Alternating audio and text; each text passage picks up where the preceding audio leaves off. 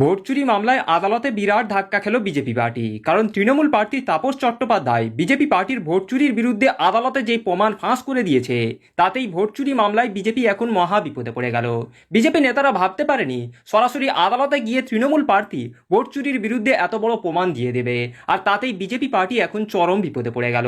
তো চলুন এই ভিডিওটি ধৈর্য ধরে শেষ পর্যন্ত দেখুন যে ভোট চুরি মামলায় আদালতে তৃণমূল প্রার্থী তাপস চট্টোপাধ্যায় ঠিক কী প্রমাণ তুলে ধরলো, তাতে ভোট চুরি মামলায় আদালতে বিজেপি পার্টি এখন কত বড় বিপদে পড়ে গেল। এই ভিডিওটি ধৈর্য ধরে শেষ পর্যন্ত দেখলেই প্রমাণ পেয়ে যাবেন। তৃণমূল প্রার্থী তাপস চট্টোপাধ্যায় তিনি গিয়েছেন আদালতে। তাপস চট্টোপাধ্যায় প্রাক্তন, একই কেন্দ্রের তিনি বিধায়ক।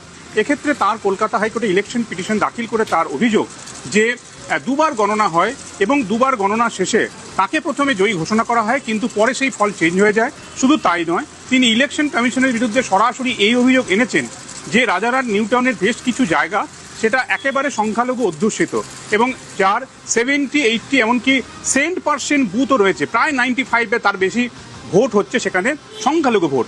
সেই রকম বুথে যে ন্যারেটিভে ভোট হয়েছে এবছর, সেই ন্যারেটিভে তিনি কি করে মাত্র 5টা ভোট পান এবং সেখানে কি করে হিউজ ভোট পায় বিজেপি, এই প্রশ্ন তিনি তুলেছেন মামলায়। এবং তার পরিষ্কার অভিযোগ নির্বাচন কমিশন নিরপেক্ষভাবে কাজ করেনি, তাই তাকে এখানে তার জয়টাকেই কার্যত পরাজয় হিসেবে দেখানো হয়েছে।